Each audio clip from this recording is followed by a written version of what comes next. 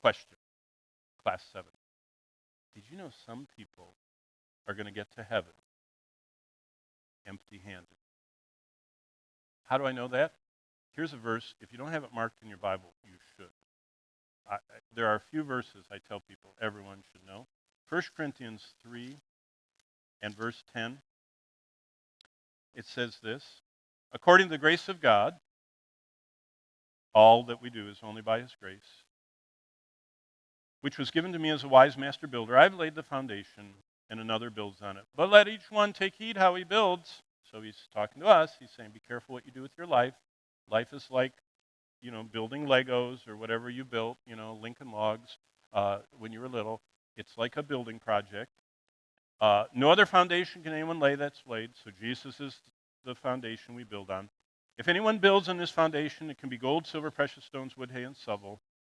Everyone's work, verse 13, will become clear. The day will declare it. That's when we're in front of Christ. It will be revealed by fire. Now look at verse 13. And the fire will test everyone's work, of what sort it is. If anyone's work, verse 14, which he builds on endures, he'll receive a reward. So he's not going to be empty-handed. But look at the next verse, verse 15. If anyone's work is burned, he will suffer. What's the next word? Someone read it. What's the next word in verse 16? Loss.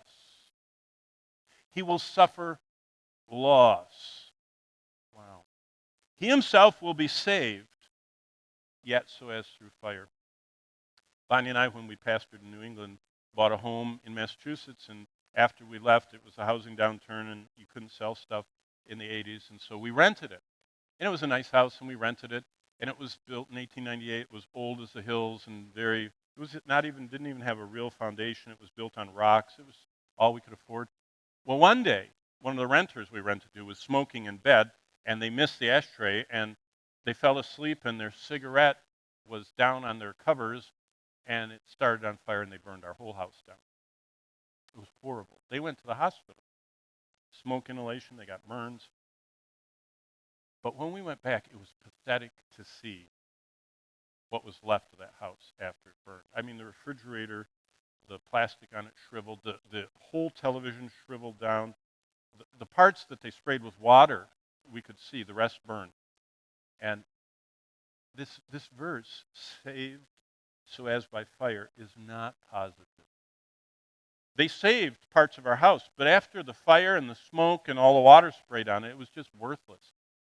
What it says is, some people are going to get to heaven, and they're going to bring their cart up of everything they did in their life that wasn't sin. All the sins are taken out of our cart of our life, and they dump it in the river of fire. Jesus is on the other side, and when he receives the product of their life out of the fire, all they did burned up. Look what the verse says. It will be tried by fire, verse 16, or verse 15. Everyone's work is burned. He'll suffer loss, but he'll be saved yet so as through fire. The people whose whole life wasn't lived according to God's plan end up empty-handed. Okay?